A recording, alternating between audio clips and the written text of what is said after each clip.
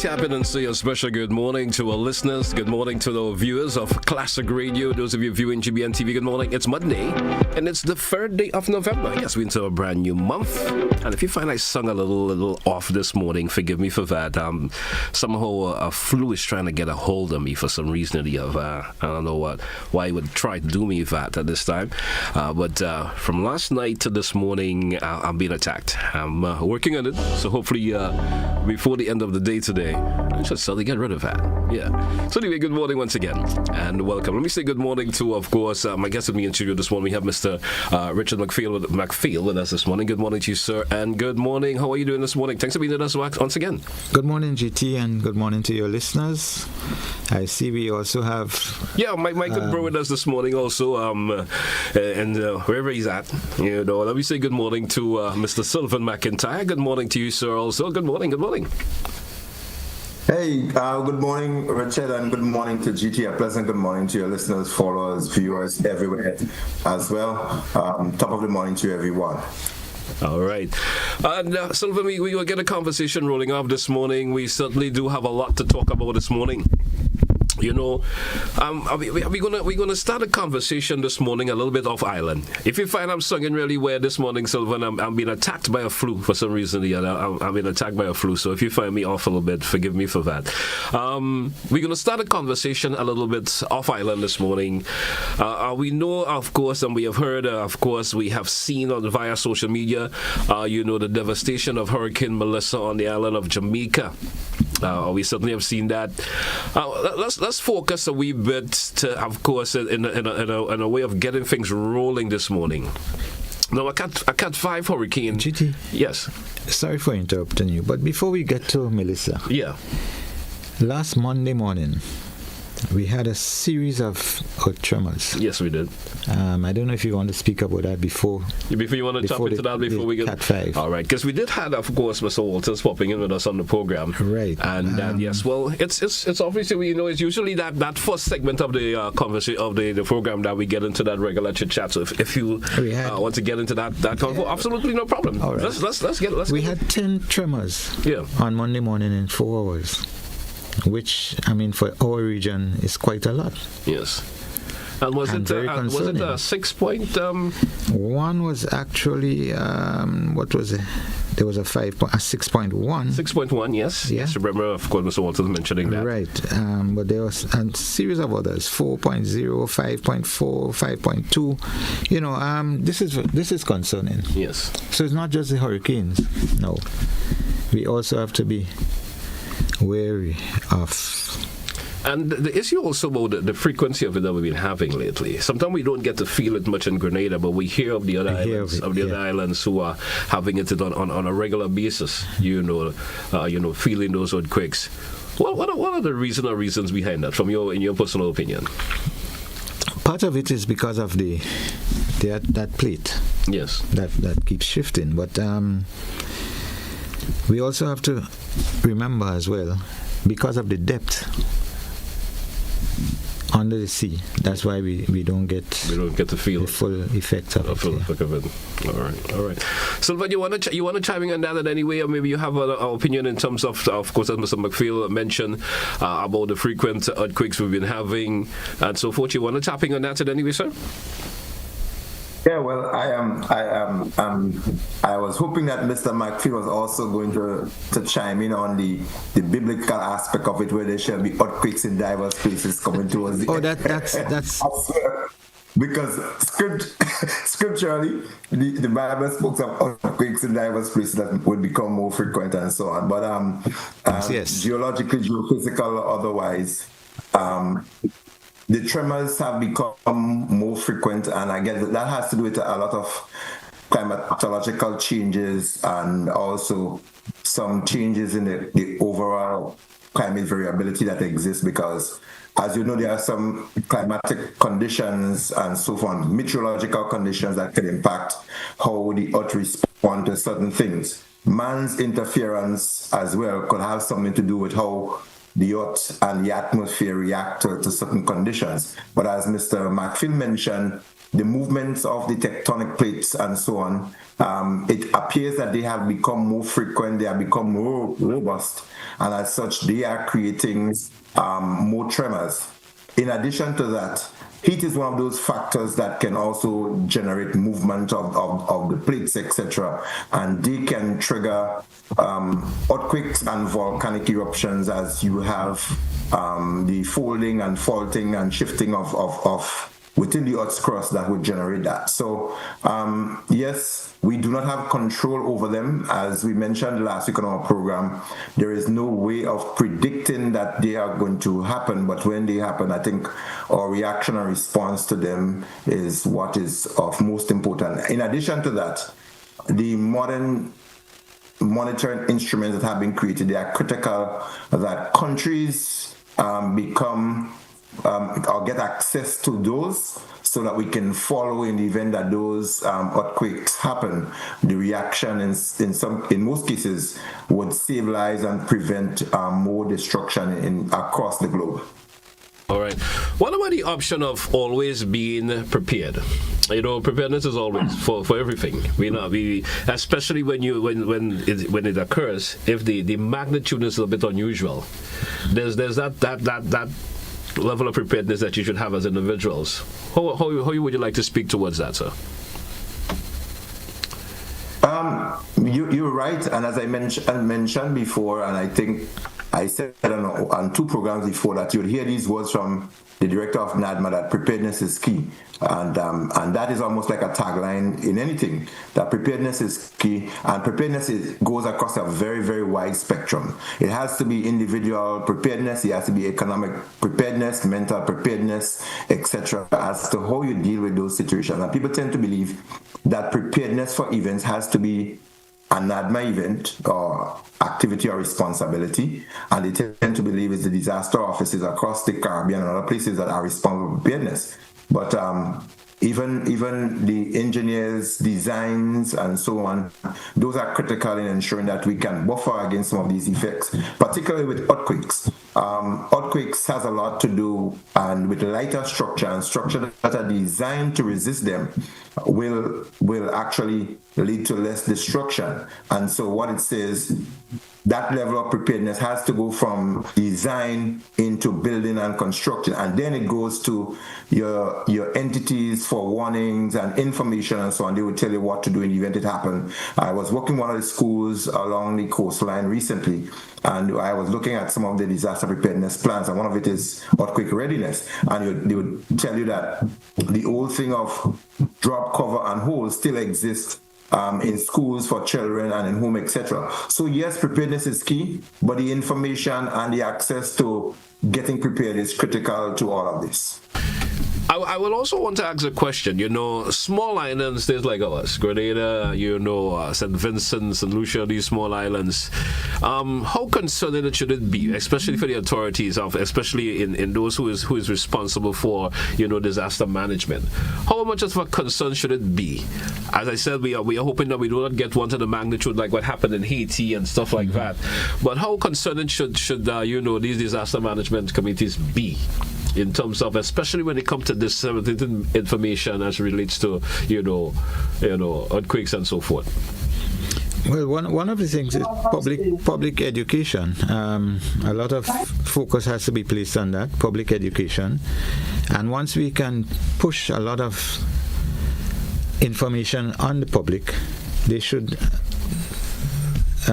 accept. But they shouldn't be responsible for that constant level of information being posted. There are lots of options in the world today for disseminated information. Mm-hmm. No longer that individual have to wait on a radio station or a television station to produce some information in relation to that. The social media, you can get everything in an instant. Right, but we always say here in Grenada, information, your most credible source of information is from NADMA. Yes. In terms of disaster. I'm talking in terms of how they should disseminate the information. I'm not saying we get it elsewhere. You understand? Okay. But I'm talking about, disaster management community. I'm talking about the Caribbean in general. Right. So getting that information. We don't focus only on radio or television. You understand? Right? There's social media.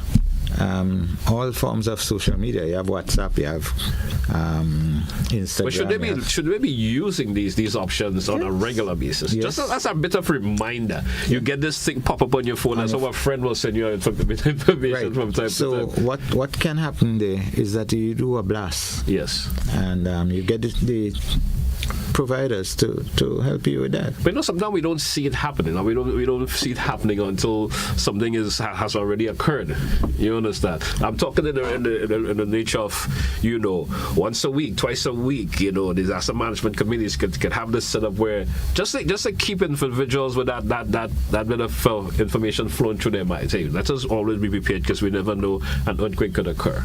I do agree with you, GT, because what you find happening, what tends to happen a lot is that when we have exercises, simulations, that's when we tend to send out these messages. But maybe on a more frequent basis, it should be done. Sylvan, your take on that, sir? Yeah.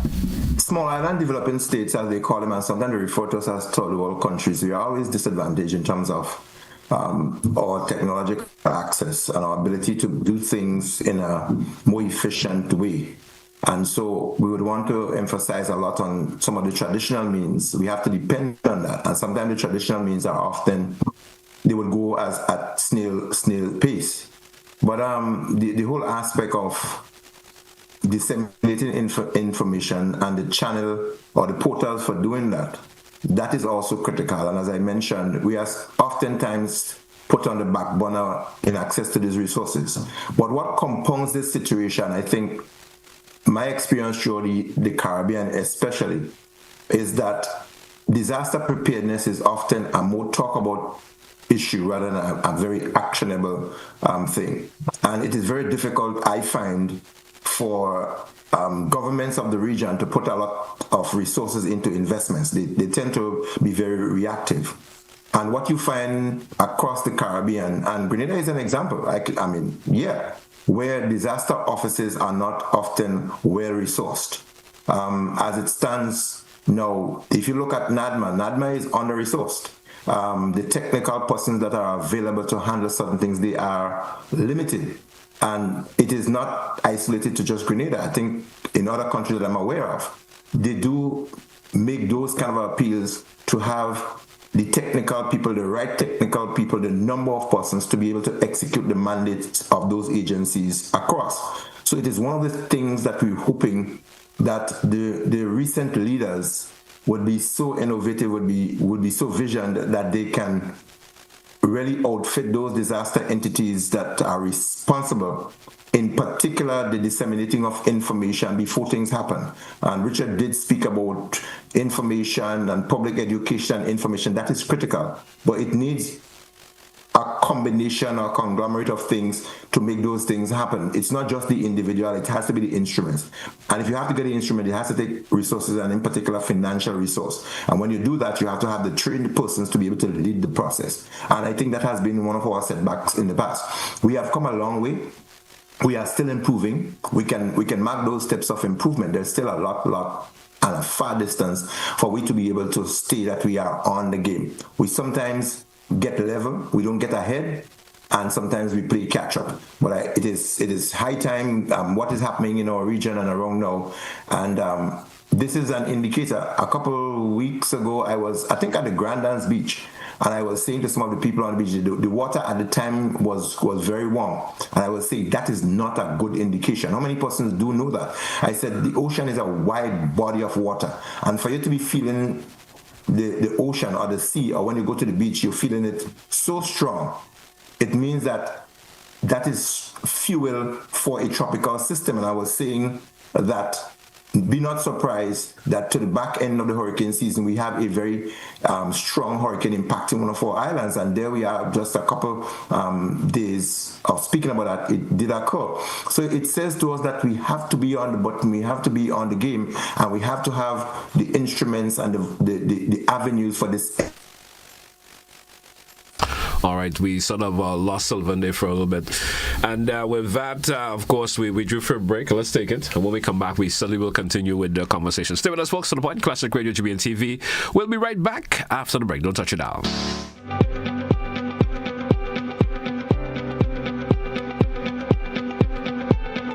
Mount Morris Community Development Organization invites you.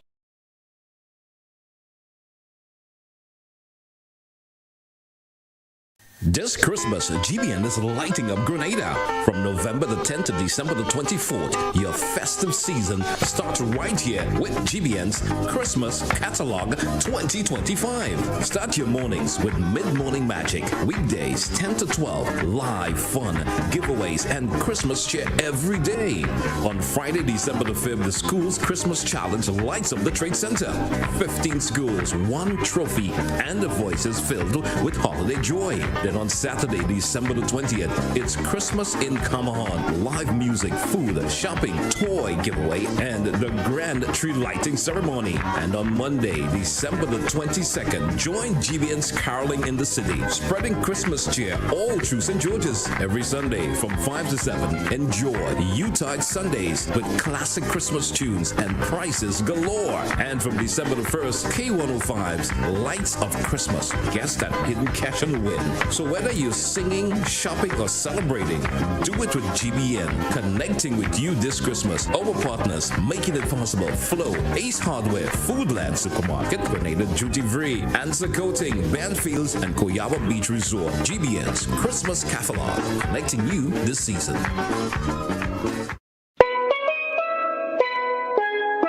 Grenada, get ready for a fantastic explosion. It's Pan Invasion, the official handover of steel pans to communities across Grenada, Carriacou, and PC Martinique. On Saturday, November 8th at 5:30 p.m. at the Tanti Netball Court. Experience the thrill of live steel pan music. Feel the rhythm in every beat at Pan Invasion.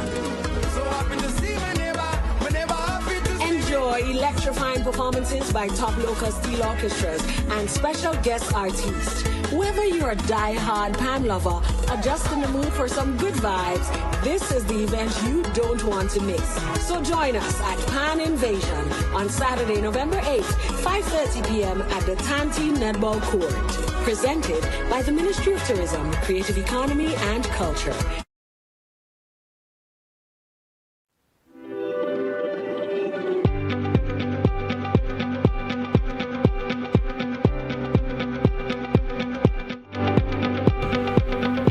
Welcome back, listeners. Welcome back, viewers, once again to the Point Classic Radio GBN TV. I'm your host, GT. With me this morning, we have Mr. Richard Mcfield, of course, and Mr. Sylvan McIntyre this morning. And we did have a little, of course, distraction there from Sylvan a while ago, but we certainly should have him back with us shortly. Mr. Mcfield, we did wanted to start this segment off, but then you came up with an important subject matter in relation to the earthquakes and so forth. I want to switch back to Jamaica just a wee bit in this segment. No, Jamaica has gone from a Cat 5 hurricane. We into the aftermath of it right now. The relief, the recovery. The reconstruction, everything of it. Of course, we here in Grenada know a whole lot how that feels like. You understand? Not that Jamaica has been immune to it over the years. They have also had impacts, but they may have never been to the level as they are seeing it right now. I mean, looking at over social media and news stations in Jamaica, and it's really devastating what has happened. It is there. When back in 1988 or 89, we had Hurricane Gilbert that literally destroyed Jamaica. They rebuilt from the ashes. Yes. But Melissa can tell you it's much worse. Seemed to be even a little more impactful than even Ivan here in Grenada that we had here in Grenada, in terms of the impact. And part of it had to do with the speed it was traveling over the island. When it got to landmass, it was traveling very slow. so that we had some conspiracy theorists saying it may not have been of a natural nature, or even no conspiracy. So McIntyre, welcome back to us. The aftermath of Hurricane Melissa in Jamaica, of course, I know the conversation now a lot is in terms of the relief, the recovery efforts in Jamaica. Your take on what's going on? I think at this stage where the conversation is at, it is important that Grenada also understand where we are and how we are positioned with what has happened. We've been spared the worst of situations like these, but our participating states within Sidima, Jamaica in the north has had the impact. And Richard did mention in terms of the ferocity of the hurricane, which was a Cat 5. And in this sense, it's an extreme Cat 5. We saw in 2017, we had extra Cat 5, 170 something into probably 180 miles per hour on the BVI. In this situation, we've had another hurricane, the strongest that has impacted with wind up to 185 miles per hour, gusting higher. If you understand how the hurricanes gradings, they start from 74 miles.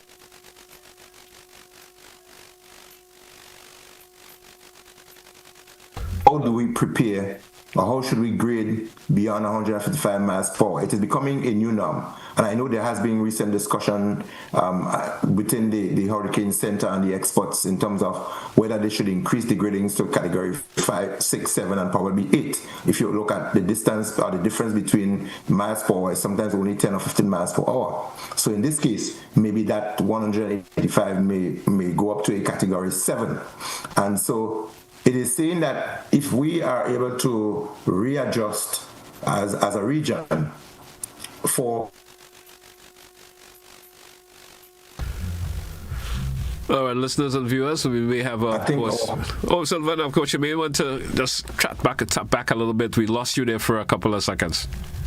You did.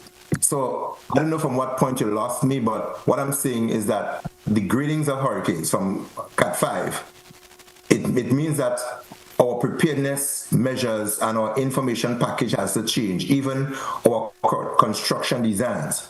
Because Richard mentioned the impact of Hurricane Ivan in Grenada as compared to Melissa now in Jamaica. Now, a lot of the impact that you will see, the devastation levels, has to do a lot with its housing stock and its physical infrastructure. Grenada had Cat 3 Ivan, which was a strong 3, almost a 4. You've had not just a 5 in Jamaica, but an extra 5. You have extra large and extra large. So in this case, you have, and I think I was saying the grading of those will make a massive difference. But now that we've gotten to that point where it has made landfall, the relief process, the rehabilitation and the reconstruction is where we should be focusing. And what I want to say at this point, and I know NADMA would help in leading this process of the information as to how Grenada, and people might be thinking to themselves, should Grenadians be in Jamaica at this point? Should we be sending food, water, and other things to Jamaica, or should we be sending money? What we need to do now as a small island state, how can we make an impact to a big country as Jamaica? We have to understand as well that not all of Jamaica is totally devastated. Jamaica has a lot and lots of resources. So its recovery, its relief process will be different to that of the smaller islands. And so individuals going forward to distribute little things and so on, that will become minimal. In addition to that, the geographic location to the Americas is also critical in how quickly the recovery and the relief process will happen. So resources drawn from the smaller islands like Grenada is sometimes not very relevant. You should also note that the Sidima director has indicated, as the Jamaica government have also instructed, that money is the preferred source of contributions from islands so that they can become more flexible in directing resources to where the needs are. In addition to that, there were hours after the impact in Jamaica, the Sidima response mechanism for the region kicked in. And so there are a number of persons who were placed on standby, including myself. And so a needs list came out as to exactly what Jamaica would be requiring in priority at this stage. So my advice to persons wanting to assist or to give to Jamaica is to follow the leading of SEDIMA through NADMA. They would say exactly what is needed and how it should happen. So we should not go all over heads over heels trying to chump up food and water and everything else, and then it becomes a burden because you cannot find the shipment process to get it to Jamaica in a timely manner. Understanding the impacts of those hurricanes, there will be emergency needs where in the first couple of hours, food, water, and housing and these things would be critical, medical needs. And as it phases out where everybody happened to be flooded with things to eat and so forth, they will start looking now for places to stay. And then when they start about looking for places to stay, they'll look for resources. The country now will be prioritizing as to the critical needs, including medical, powering up areas so that the responders and the medical and emergency systems can actually happen. So what Grenada should be doing at this stage is following the leading of NADMA as the information comes through from SEDIMA as to how the relief process will be undertaken, and not that everybody should be trying to rush. At this point, Jamaica is screening persons who are coming. They have opened the airports for international flights. And what they're seeing at this moment is that the relief process is currently hampered because there's what you call the disaster tourists. They just drive around trying to take pictures, trying to see, and they congest the relief process. So the advice is, at this point, the security forces enhanced from Trinidad and other places to help the Jamaica Defense Force in controlling those areas while looting and other things.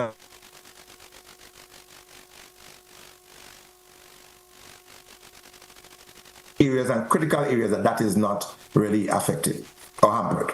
All right, Mr. McIntyre, I've got Mr. Mcfield. Anything you want to tap in on from Mr. No, I think Sylvan put it nicely, and we just have to wait and hear from Jamaica what their needs are. Yeah. I mean, I know we of course, as a people here in Grenada and other islands, some of the smaller islands, as you know, we always want to give that, offer that assistance. Yeah, because when we're in need, we always get so that reciprocal effect always. Like for example, the electrical.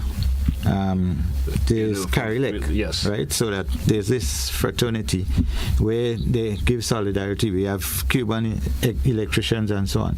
So that's when you get to that level, of course, and it's requested. That's when we kick into it. And I like the idea also with Sylvan. So it's not that they need us selling the products from here, but the financial part of it may be a better thing to do, so they can know what they want to do with it in terms of that. And that's great. That's great. We still have much more to tap in about. Let's take a short break. When we come back, we continue with the program. Send us to the point, Classic Radio, GBN TV. We will be right back after the short break. Don't touch it out.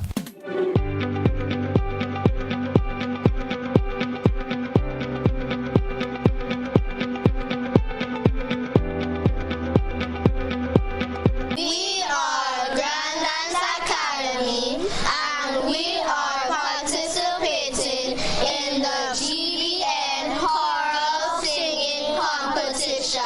Angels we have heard on high, sweetly singing o'er the plains, and the mountains in reply, echoing the joyous strains.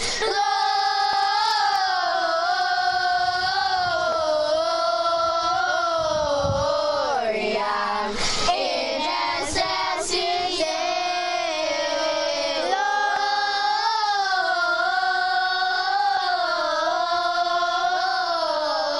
Gloria in excelsis Deo. I think we will win because we're confident and we sing very good.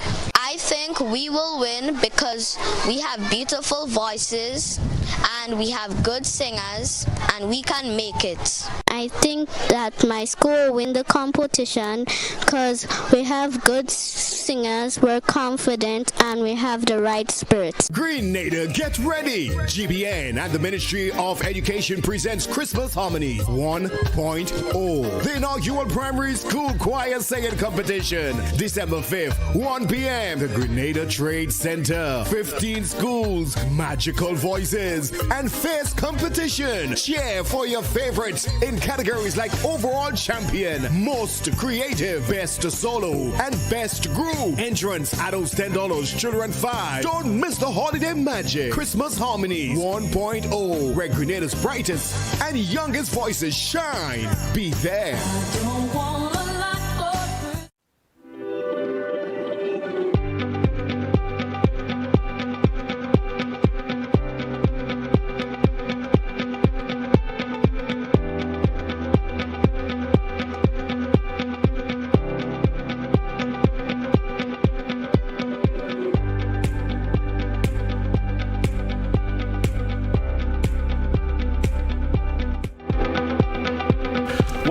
Welcome back, listeners. Welcome back, viewers, once again to The Point, Classic Radio GBN TV. We have Mr. Sylvan McIntyre with us this morning and also Mr. Richard Mcfield.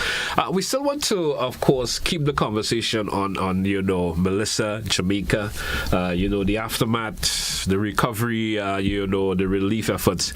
Sylvan, I want to get your opinion, if we could focus a wee bit on the, the response immediately after, immediately the aftermath, into the recovery and the reconstruction part of it. Let's talk about the response.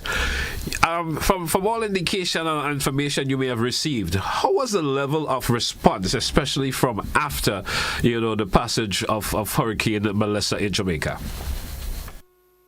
Yeah, thank you, GT. I think one of the things that we have to follow closely is the pre-deployment of entities and the preparedness before the actual response. Your success for any mission is determined by your level of preparedness and how well you assess and analyze the situation. We have been going through situations like this for a number of years now. It's over 2 decades, almost 3 decades technically, that we have really revamped our response system throughout the Caribbean. So we are becoming better at it. And Jamaica has been through some of these, and the region, including Sedima, has had opportunities to revisit, to use lessons learned and so on. And this is a typical case. Myself, having spoken to the executive director of Sedima recently in terms of what was done prior to the impact. And the indications are that there was pre-deployment in that we understood that the hurricane was heading to Jamaica and it was going to make landfall at a particular time. So what was done before we speak about the response and the relief is that they actually positioned people within Jamaica and the other entities who did that, understanding that Jamaica was going to make landfall. It is one of the things that we did not see happen in our recent situation, even here in Grenada for Beryl. That again is a lesson learned and implementation of the things that we should follow. And so people from Sedima were positioned into Jamaica within the Emergency Operations Center so that before the hurricane actually made landfall, Jamaica had already had support from Sedima in coordinating what should actually take place in the aftermath and preparing the people for the impact. So the psychological readiness for the impact helps you to become better at responding to the situation, albeit that we saw people reacting in different ways and taking Melissa as a joke, welcoming her with DJs and other things like that sort. And some of them actually lost their lives. And as it stands, I think the pre-positioning of personnel and equipment in strategic areas, satellite emergency operating centers across Jamaica, would have aided the actual response. In addition to that, what we've embarked on in terms of the security apparatus is putting military and police officers in strategic areas so that when the impact occurred. All right, we lost Sylvan there once again. Hey, folks, it's Classic Radio GBN TV. And Mr. Sylvan McIntyre, of course, having a bit of connection issues there from his location. But we're talking about... for a little bit? Yeah, we lost you there for a little bit. Still having some issues, of course, connecting with you. But Mr. Mcfield, as Sylvan has mentioned, I mean, we still cannot make the comparison a whole lot, but we could do as a follow suit. Just the next time something of that nature occurs in some other island of the Caribbean, having individual in strategic positions during the course prior to the happening of the hurricane could make a lot of difference, especially in terms of the relief effort and so forth. Your take on that? No, I totally agree, because if we are to properly secure some of these areas, we would be proactive. And as Sylvan mentioned, prior to the event, prior to the impact, it will help in the lag sometimes that we see happening in terms of especially relief and recovery after because then you wouldn't have people. There are unpreventable things, like the looting and stuff like that. It's for some reason these things will take place. You understand? You could minimize some of them. You don't prevent. You could minimize some of them. But you can minimize it. You can minimize it. Yes. I mean, thank God we didn't have that issue here in Grenada. You understand? After Beryl. Yes. We didn't have that. I think we have wised up a whole lot of things. Yeah, well, with experience, because trust me, after Ivan, when we had after the impact, it was bad. It was bad. It was bad. It was a lesson that we learned. Yeah. And so we were better prepared when Beryl came. That impact. So when you were making a point, but we got disconnected there for a wee bit. Yeah. So we spoke on the theme that goes that if you are prepared, the way you train is the way you're going to fight, and definitely the preparedness, the pre-positioning, and putting your instrument in place before the impact will help your relief process. So people would realize that at this point, the Jamaica government did not make an immediate appeal for outside assistance like the next morning. Obviously, they had to have done what they had to do, ensure the runway were cleared. They had to ensure that their own apparatus, their mechanism in country was intact. And respecting the sovereignty and certain things, you want to be able to control that. So even from the CDMA's point of view, when they put us on standby, it was like the government was saying, we do not Okay, we seem to have lost Sylvan there once again, a little bit of connection issue. After an event of a hurricane and so forth, there's always that issue of priority areas. And we listen to the Jamaica Prime Minister, Dr. Hollis. He's spoken about priority areas, especially the hospitals and so forth. The hospital may have gotten damaged, or they'll be moving patients to other locations where the damages were minimal. Right. So there's always that issue of priority areas that they will give. We listen to the electricity department in Jamaica. They're speaking about where they're going to be, of course, focusing on first. Areas like the hospitals and so forth that was not damaged that bad, or areas were not damaged. They were trying to get them back up and running. And they have already to a point gotten some of them back up and running. I listen also to, of course, they'll be having that. Is it a field hospital being erected pretty soon? We should have started yesterday, or maybe have completed yesterday already, for areas where they would need to offer services, especially because, after a hurricane, there's always the issue of different issues happening, illness and so forth. So areas of that is always of a concern, and getting those facilities up is of importance. I agree. And so go ahead, Sylvan. So what we're seeing here is something I really admire. There is a step-by-step. There seems to be almost a textbook procedure in terms of how the process should actually roll out. So after not allowing, and in some cases you realize that when something happened, even in Grenada or one of these smaller islands, everybody want to come in the numbers from everywhere and just swoop down on you with resources and nothing that you don't even require. And so what that does, it hampers your own process as a nation, as a country. So people have to allow the mechanism of the country to be able to kick in, and so then you are able to direct and, as you mentioned, prioritize where that should go. So after the government decided exactly with the help from CDMA internally where they should have gone, then the request was made for what they call the ARNA, the Rapid Needs Assessment Team, the ARNA, right? Usually I would respond with that kind of a team when there is a serious situation in the Caribbean. So CDMA put together, on the request of the Jamaica government, a 21-member ARNA team to have gone in.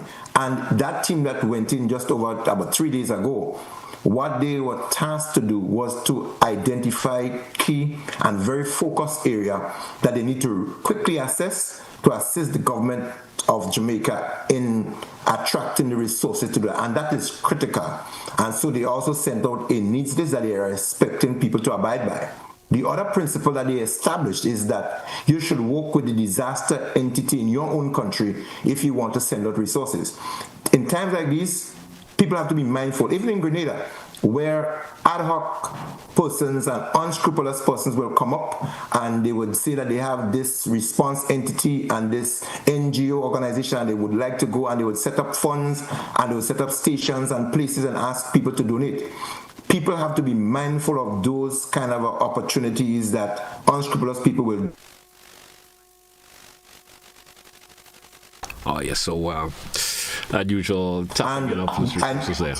Yeah, we lost you there, Sylvan, for a little bit again, but you could continue. Go right ahead, please. Yes. So we are saying that Grenada has to be mindful, and our small island country, of the resources that we try to channel and work with our national disaster entities that will work with the entity in Jamaica through CDMA to ensure that the needs are prioritized. I listened to the executive director of CDMA, and she said emphatically that things not on the needs list that Jamaica sent out will not be honored, will not be. Okay, once again, our critical, and again, yeah, experience speaks that out. All right, so McIntyre, we due for a break. Let's take it. When we come back, of course, we offer an opportunity to our listeners and viewers. There's a little subject matter that, of course, myself and Mr. Mcfield want to tap into before we come back. Also, I'm sure the listener and viewing audience can also tap in on that conversation when we come back. Stay with us, folks. We'll be right back after the short break. It's To The Point, Classic Radio, GBN TV. Stay with us.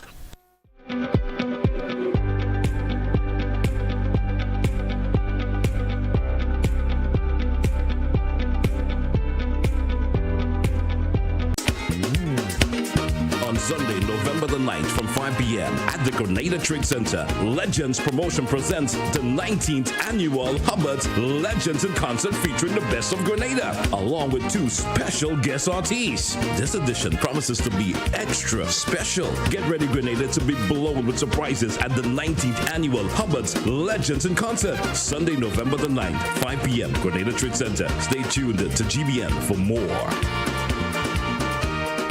This Christmas, GBN is lighting up Grenada. From November the 10th to December the 24th, your festive season starts right here with GBN's Christmas Catalog 2025. Start your mornings with mid-morning magic. Weekdays 10 to 12, live fun, giveaways, and Christmas cheer every day. On Friday, December the 5th, the school's Christmas challenge lights up the Trade Center. 15 schools, 1 trophy, and the voices filled with holiday joy. Then on Saturday, December the 20th, it's Christmas in Kamahan. Live music, food, shopping, toy giveaway, and the grand tree lighting ceremony. And on Monday, December the 22nd, join GBN's Caroling in the City, spreading Christmas cheer all through St. George's. Every Sunday from 5 to 7, enjoy Utah Sundays with classic Christmas tunes and prices galore. And from December the 1st, K105's Lights of Christmas. Guess that hidden cash and win.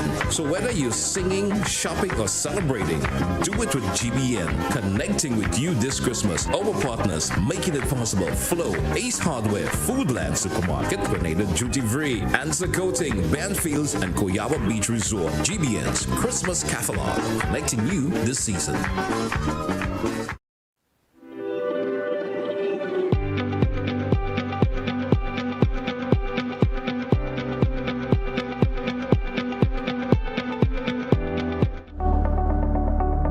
Once again, welcome back, listeners, welcome back, viewers, to The Point Classic Radio. Forgive me how I sound this morning. I know it's probably terrible for you folk to be listening over there, but of course, I just had to do what I have to do in terms of being with you this morning.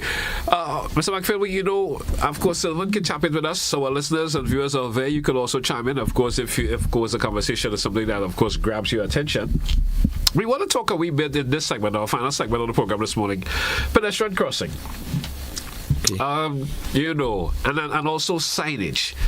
The limited availability of some of signage that around the island, where signs should be, and especially also the visibility, the location, the importance of road users to pay attention to signage. Let's focus on the signage a wee bit in this segment, and we go to the pedestrian crossing.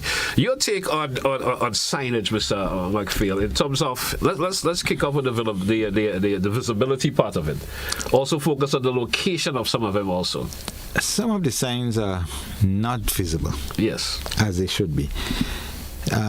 Case in point, I can it comes to mind right now of signs that are covered in bush. Yeah.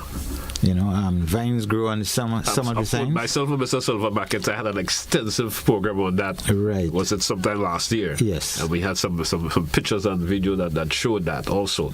But it was cleared up. It was cleared up, but the bush has grown again. So some of the signs are not visible. Visibility is terrible, especially for visitors to the island, because we more or less kind of accustomed to it. But you have bends, you have left turns, right turns, roads intersect turns, and they're not clearly visible, advising you ahead of time. Your take on some of the signs that we see, the relocation of it, do you think it's important for some of them to go through that relocation process? Yes, and also removal. Yeah. Case in point, sometime in 2022, early 2023, signs were erected in Calavini along the Eastern Main Road. Yes. Advising motorists of humps, speed bumps. Yeah. The bumps were placed, removed, and to date, we are almost at the end of 2025. Those signs are there advising you speed bump ahead. And there's no speed bump. And there's no speed bump there because it was removed after one day. Okay. But the signs are still there. Whose responsibility is that, sir? The signs were erected by the Ministry of Infrastructure. Yes. So I would assume that you're telling me that no one, of course, within the Ministry of Infrastructure don't traverse that particular area and see, well, there's no speed bump. Why do we have a speed bump sign there? The signs are still there. And I've spoken about it more than once. But the signs are there. And so no one cares to have them removed? If you want to see it in that particular way? And that's no. Some folks may say, well, signs are put up and so forth. The importance of signage, from your opinion, I want to hear. We're going to have Sylvan to tap into that also. The importance of signage, and why is it important to have signs and proper signs? Signs where they of course, sometimes you see signs are erected and even the font that is used. You as a driver, you can't be focused on trying to read that small, prints while you're driving. You should be a little bit more bold enough for you to be able to view it while you're driving. The importance of signage. Give me your take on that. Signs are very important. Whether it be directional signs or informational signs, they are very important for drivers. And you need to look at the signs. Pay particular attention to them. However,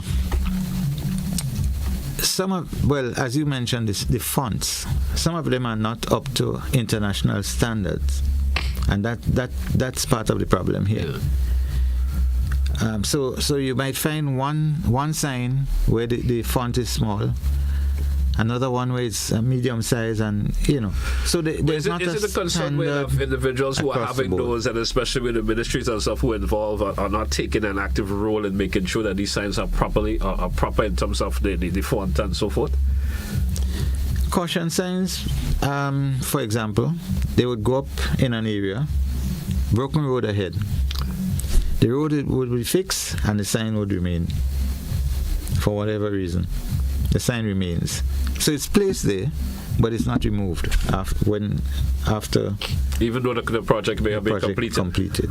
Yes. Interesting to know. Sylvan, I'm not sure if you'll be with us still, but I'm not seeing a video from you. If you want to tap in on this, even though it's just off your audio alone, if you're still around with us, sir. I think Sylvan may have. No, man, I'm following. You're following. Anything you want to tap in the conversation this morning? Yeah, that is absolutely an important entity that we kind of try to ensure that the entities responsible are more on the button.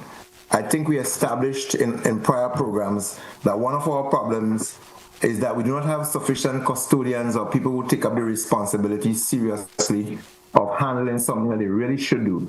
What Richard mentioned in terms of those signs that are there and they are outgrown, overgrown with bush. The visibility is not very good.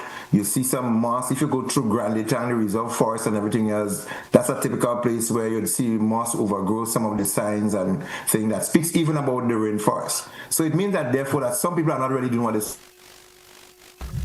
Well, why are we seeing? Why is it that folks are not especially when it comes from the authorities? Why are we not getting that serious attention to these things in terms of the maintenance aspect of them, of these roads? Well, Sylvan mentioned other signs, not just traffic signs, road signs. But for example, welcome to St. John or welcome to St. David. These signs they need painting, they need a refresher. Yeah, but it's not done. So it's there, but it's barely visible. Is it a personnel problem, sir, in terms of dealing with those issues? No, I think it's finding somebody who is responsible to deal with them. Well, it comes down to the same thing, not having the problem. Hey, GT and Richard, I think the fundamental problem, we mentioned it before, that not sufficient persons with responsibility are held responsible. I don't think that there are not persons who have that responsibility under the belt in some office or some ministry. There are people there are road officers who look out for certain things. There are different kinds of wardens that look out for certain things. And who are the persons that look out for road safety? And road signs are part of road safety instruments. And therefore, if they're not done, there should be somebody on top of the game. So you'd find that the responsibility goes up the pay grade. That there should be people who are responsible for certain things. If they're not shouldering their responsibility, they should be penalized in some way. Either they lose resources financially or they transfer to some place or some kind of a corrective measure taken. But we're not seeing enough of that. And this is why voices like ours will continue to be on the airwaves until those who are responsible do what they are supposed to do. We're seeing too much resources. So, McIntyre, but you mentioned that there should be road officers, but are there really people who are road officers in Grenada? Because, sometimes we see the dilapidated way of things are left undone, especially road projects and for a pretty long period of time. So you wonder, are there really road officers in Grenada? I see Mr. Mcfield smiling in relation to that. Are there really road officers? He could answer that. I think he worked in those portfolios before too. I don't know. Are there really road officers in Grenada? People are with that responsibilities. We see areas where particular maintenance should have been done on a road area. Of course, construction taking place, things are left there unattended. I saw a portion of when repaired. They left that can that holds the tar. It's been there for months. You mentioned things have. Not last week before, we had some heavy rain, heavy downpours on H.A. Blaze Street, just after the corner where Bobby's Tiamat was. On that corner, there were some fallen rocks. And it's cleared up. It's still cleared up. I saw someone do some clean up. Yeah, it's cleared now, but it's spent over a week on the ground. So you come around the corner, it's a blind corner, and you come around and you have to swerve away from rocks on the ground. So is it folks should it have where an individual who have the responsibility, as you said, road officers? Their job, I guess, if you're a road officer, your job not supposed to be sitting on a desk inside the office, right? So you're supposed to be a force once a week, twice a week, whatever it's supposed to be, and you drive around and you pay attention to these things that need to be taken care of. You initiate a task force that will go out and have these things taken. You should not remain for this period of time. Why are we not seeing these things happening in Grenada on a timely basis? Well, it comes back to maybe not enough personnel, not enough resources. So, but let's I also have a recommendation. I could come in? Go right ahead. I have a recommendation though. The issue of manpower and resources will always be in limits and insufficient, and that depends on how management disperse their resources across their areas of responsibility. But I also think that we have to have some civic and civil responsibility for our environment and our country. And so everything should not be left to a ministry or to a police officer or to a medical doctor to report scenes.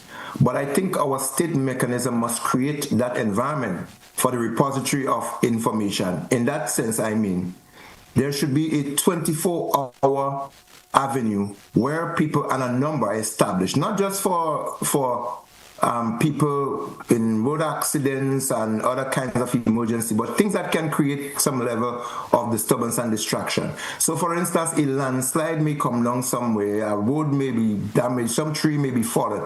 Rather than just having to get to the police or having to get to the ministry or wait, there should be some emergency numbers outside of people calling GBN and speak about it, and then GBN speak about it and say they're hoping that somebody is listening to the radio station.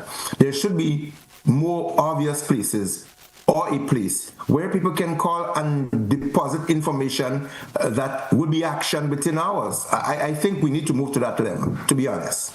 All right. So we do have a caller. Let's see if the caller wants to contribute to the program. Caller, you're live. Good morning. Welcome via WhatsApp. Good morning, GT, and good morning to the team. Good morning. Yes, sir. I do want to state that it seems to be an issue when the public works was taken away and we went into contract work. That seemed to be the problem that would have spun out of it. Now, given the fact that we would have had groups going around doing different patching of the roads and different cleaning and everything. Now, I think the contract basis of just giving a person a task to do, no, because I'm gonna say the road was being broken into, right? And the person who would have actually gone and fixed the road, there would have been a sign saying that there's a broken road. Now, if I'm fixing the road, then I would remove the sign because I would know that, well, this is my responsibility that I'm solving that problem, so I need to get it away. But because I'm a contractor, I would deem, therefore, I don't need to take away the sign. So I can leave the sign up because somebody from the ministry is supposed to come and do that. Rather than if I'm a part of the whole public works operation, then I would know that, well, yeah, this is my responsibility to actually go ahead and take that away. So I think that was one of the problems that would have caused that. And going forward, we need to look at probably when we give out contracts, we need to give them a schema to work, which includes the removal of signs, the upgrading of signs, and the different things, so that can be done. All right. Okay. Thank you, caller. Thank you so much. Important point you made there. We do have another caller. Let's entertain this one. Caller, good morning. You're live. Yeah, morning, DT, and to your guests. Good morning. Now, the Jamaica situation, and also the Cuban situation, to teach us separate lessons. For one, preparedness of the people, community. I saw some images before the hurricane where people were being encouraged to go into the shelters and people were resisting. And they were saying that they'd rather stay in the whatever little shack they have. I think we need to arrive at a stage where we're able to convince people that life is more important than the little shack or the car or something like that. Because at the end of the day, we need to continue to keep the race going or the species going. And it seems as though we might falter in that and we might lose the race sooner or later because the hurricane that hit us, I'm told that it passed through here as a wave. So which means it could have hit us, but we're fortunate. And I'm saying all of that to say that going forward, we have to expect the kind of hurricane that is coming because, as Mr. McIntyre mentioned about the heat, the Earth system is overheated. And when the system that comes from of the coast of Africa meets the heat, based on that, as a scientist, comes like a nuclear weapon. So we have to do what we can to minimize the situation, but also we have to advocate for those criminals who are continuing to rape the earth, cease from it and stop calling climate change a hoax. And also our people buying into some of the misinformation about people engineering the earth and that kind of thing. There might be some level of that, but that is not the main reason. We need to check our fossil fuel use. And finally, I mentioned Cuba. We should learn a lesson from Cuba because while there have been physical destruction, as I learned, we have to hear for death, and it shows the value Cuba places on life. And in that respect, we need to help to encourage our people to work together, to communicate with each other, because after the disaster, we will either be in war or in mayhem. Thank you. Thank you, caller. Thank you so much. And that will be our final caller for the morning. We, of course, is about to take a wrap for today's edition. Anything in closing from you, Mr. Mcfield? No, again, we want to empathize with the citizens in Jamaica. Yes. After the destruction by Melissa. I have a couple of friends there I'm yet to make contact because communication seems to be a little difficult at this time. Yes. But we do have them in our prayers and our thoughts. All right. Sylvan, anything in closing this morning before we take a wrap for today? Yes, Jamaica, Haiti, Cuba, we are sorry. But I would advise my countrymen, Grenada, and the rest of the Eastern Caribbean, let us follow the process closely and follow the procedure in terms of working through the national agency. Be aware of unscrupulous persons who might be looking for opportunities under the disguise of sending relief to Jamaica. Let us keep them in our prayers and let us contribute genuinely. Money is the preferred choice, and when the request is made for technical assistance, let us position ourselves to assist our sisters and brothers up in the north. All right. Mr. McIntyre, Mr. Mcfield, I want to thank you folks once again for being with us this morning. Thank you both for taking the opportunity and, of course, educating our listening public, especially some of the issues that we spoke about. Thank you both once again. Thank you. To our listeners and viewers, have a great day. Until we have another edition, will be tomorrow. I hope I'm sounding a whole lot better tomorrow. We can do this over again. Have a good one, folks. That's where we say goodbye for today's edition of To The Point.